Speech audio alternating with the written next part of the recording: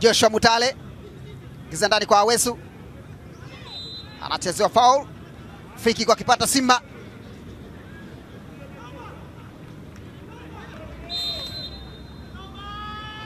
Nauma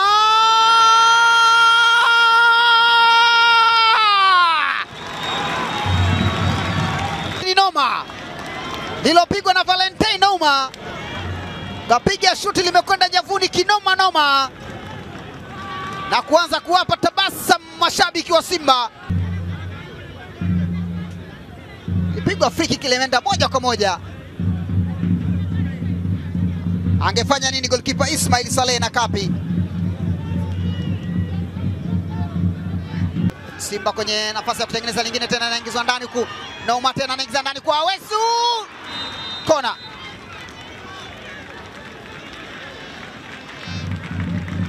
Kalamu inakuwa ni ya kuandikia, lakini ukisikia karamu kuna ara, ni sherehe.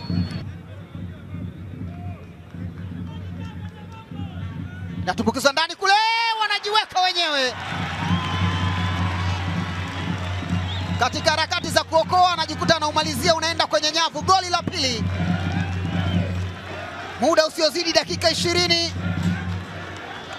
Sixtus Sabilo katika harakati za kutaka kusaidia au kuokoa,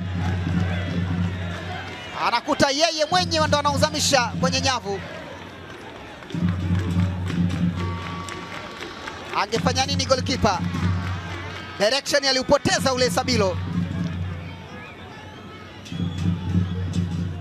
Na kwa Ateba amepita Barua, amewekewa Barua, anaingia na ndani ya boksi. Edwin Barua anaingiza chini kule kwa Ateba, wanaokosa mpira ule. Bado amewekwa kwenye njia huku kwa Omari naye anaweka kwenye njia, anatumbukiza kubwa ndani kule, gonga Ateba.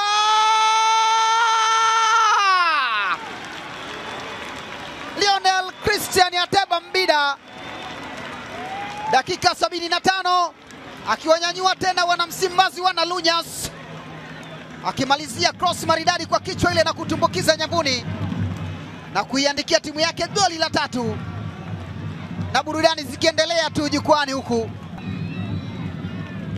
Aliukosa mara ya kwanza, Kevin Kijiri kamrudishia Omari, akaona yuko kwenye nafasi nzuri, akamrudishia Kijiri akaiweka ndani ile. Lionel Ateba Mbida akausukumiza kwenye nyavu na kuendelea utakatisha uongozi wa Simba kwenye mchezo mpaka sasa wakiwa na magoli 3.